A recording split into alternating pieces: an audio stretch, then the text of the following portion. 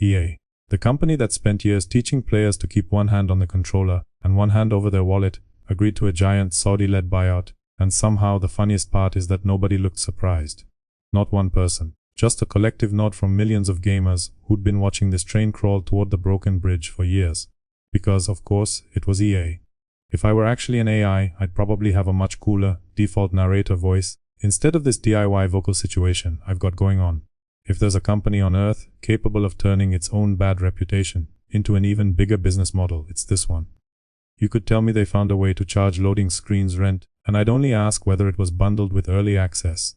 So, hearing that the publisher, with a long history of monetization jokes hanging around its neck, like a cheap casino medallion, got dragged into a $55 billion deal with around $20 billion in debt attached, does not sound like a twist. That sounds like the universe finally committing to the bit. The headlines alone read like satire, written by someone too angry to blink. Saudi Arabia's public investment fund, Silver Lake. Affinity Partners. Jared Kushner drifting through the background like a man who got lost on the way to a different scandal.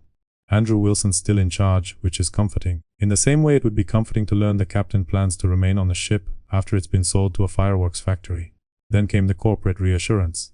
Same values, same vision, same commitment to creativity. Wonderful. Marvelous. Splendid. And, if you believe that at face value, I have a bridge made of season passes and apology post to sell you. Companies always say nothing changes right before everything gets shaved down, priced up, and rolled back out with a cleaner font. Now, let's get to the part that actually matters, debt.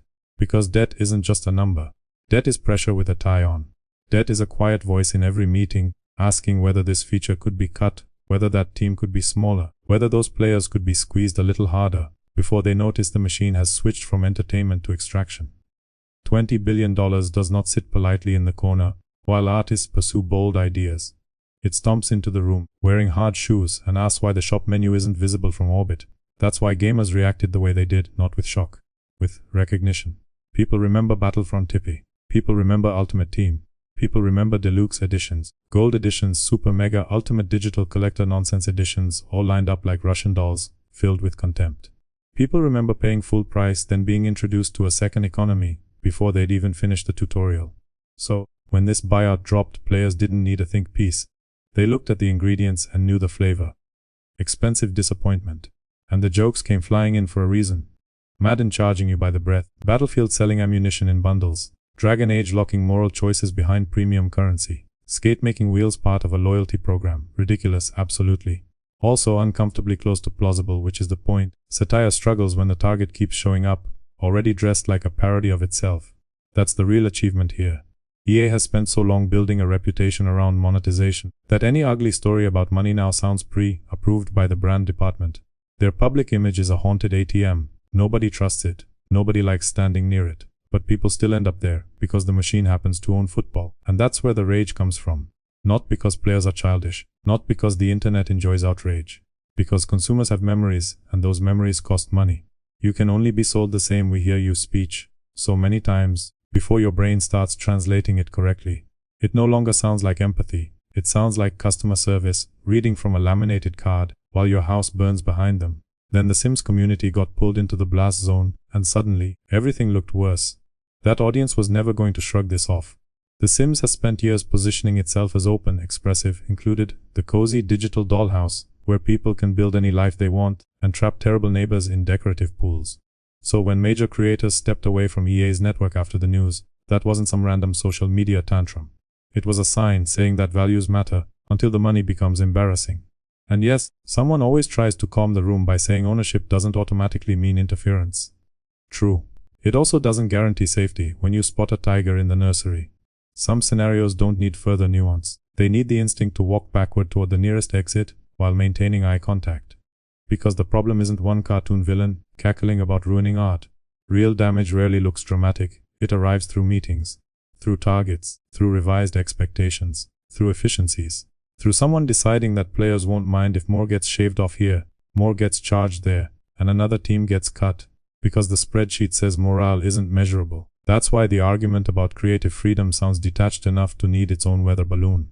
Massive debt plus private equity does not produce artistic liberation. It produces safer bets, tighter leashes, and a temptation to milk anything with a pulse. That isn't cynicism. It's pattern recognition by people who can read the room without subtitles. And then there's the optimism around old franchises. Maybe this revives Mirror's Edge. Maybe Dead Space gets proper support. Maybe BioWare finds its soul again. Maybe a unicorn learns tax law and becomes head of publishing. Hope is cheaper than therapy. But private equity does not wake up with sudden affection for risky storytelling. It wakes up wanting returns. If an old property comes back, it won't be because someone loves level design. It'll be because someone wants nostalgia turned into a subscription funnel with premium skins. That's the truth. EA was already built for extraction. Sports games with yearly cash, live service habits, layered monetization, familiar franchises, huge reach. This isn't a noble studio dragged into corruption. This is a company with a long record of inventive ways to ask for more money, getting owners who also enjoy money. It isn't a cultural clash. It's a networking event for predatory instincts.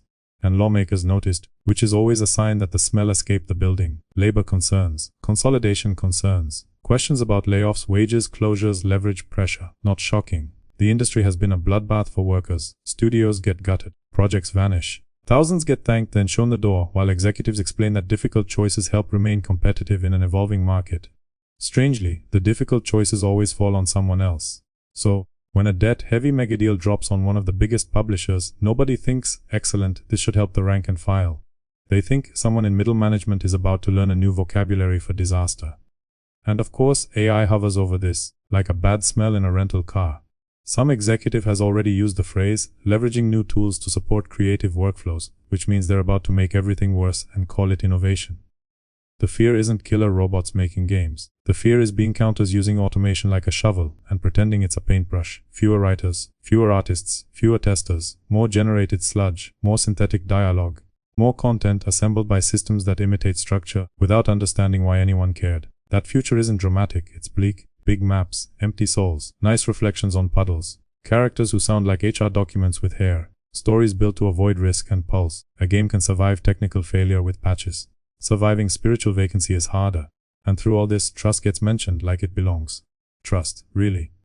Trust is what you give a friend who waters your plants. Trust is not what you hand to a corporation with a history of testing how much nonsense customers will tolerate before they bite through furniture.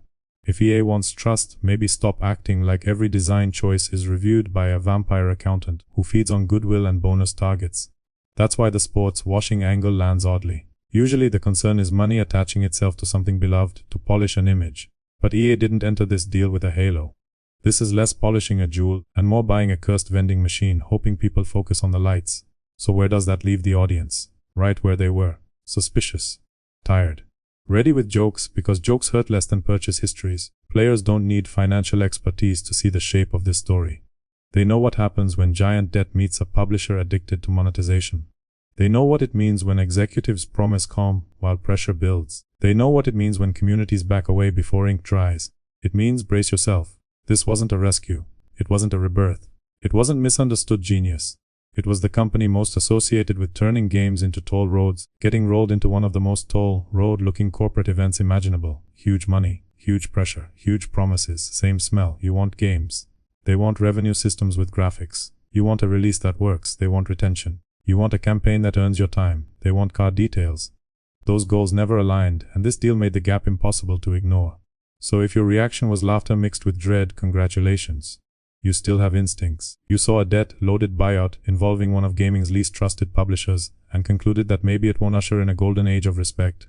That is not negativity. That is survival. Keep the sarcasm. Keep the suspicion. Keep one hand over your wallet. Because every part of this story points in one direction. They are not shrinking the circus. They are installing better turnstiles, brighter lights, and a gift shop at the exit, then charging extra for the privilege of complaining about the fire on the way out. And, after all these years, that feels exactly like EA. That is the final joke. After decades of watching publishers pretend greed is innovation, the company most qualified to headline that farce has outdone its own reputation with a straight face. Not elegantly, not cleverly, just loudly, expensively, and with the confidence of a burglar explaining interior design. So no, nobody is shocked. Players are watching the punchline arrive in slow motion, carrying legal paperwork, debt financing, and the same grin that says the meter is still running.